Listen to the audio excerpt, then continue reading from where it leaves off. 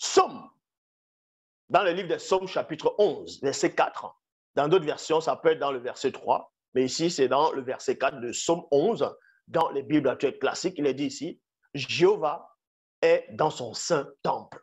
Jéhovah, Yahvé, Adonai Jéhovah Elohim, est dans son saint temple. Donc, il est dans quelque chose. Donc, quelque chose contient Yahvé, quelque chose contient Jéhovah, quelque chose contient ton Dieu.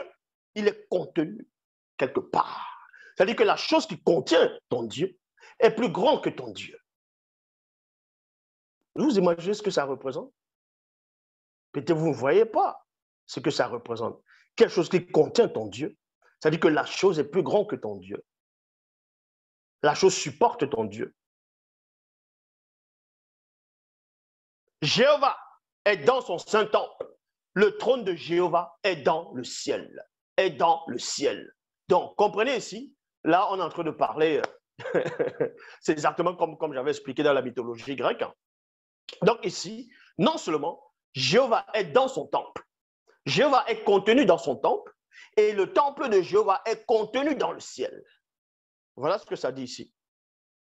Et ensuite, on dit, ses yeux regardent. Donc, en étant dans son temple, que lui il est contenu dans son temple, et le temple est contenu dans le ciel, on dit à cet endroit, Jéhovah maintenant, Yahvé Adonai Elohim, va regarder, virgule, ses yeux attentifs examinent les fils des hommes. Examiner, c'est quoi? Examiner, c'est quoi? Quand tu es en train d'examiner quelque chose, ça dit que tu ne sais pas vraiment la chose. Tu examines pour avoir de l'information, tu examines la chose pour voir si c'est vrai, tu examines pour voir comment les gens se comportent, parce que tu es limité au temps présent, aux circonstances. Donc Yahvé ici, il est dans son temple, il est contenu dans son temple, assis sur son trône, comme on voit cela dans Ésaïe chapitre 6. Ésaïe 6, le jour de la mort du roi Osia, je vis, il y avait Adonai Jéhovah Elohim assis sur son temple, c'est-à-dire il était couvert, il avait, on va dire, une grande robe qui remplissait le temple, qui remplissait son temple. Il était assis sur le trône et il avait une grande robe qui remplissait le temple.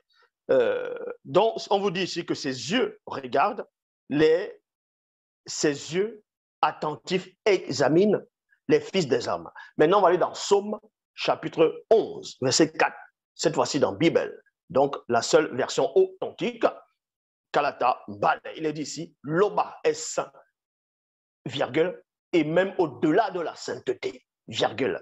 Loba vit inexplicablement hors de toute réalité, point virgule, et même au-delà de la non-existence. C'est-à-dire que rien ne le contient. Il sait tout ce qui se passe dans le visible et dans tout le non-visible. Son verbe aime les initiés. Donc, vous voyez, il n'a pas besoin d'examiner les fils des hommes, d'examiner les hommes, d'examiner la création, d'examiner la créature. Il est au-delà de la création. Il est au-delà de la non-existence. Ce sont des choses que même Yahvé ne peut pas concevoir, que des tétats, des Mongols ne peuvent pas pénétrer.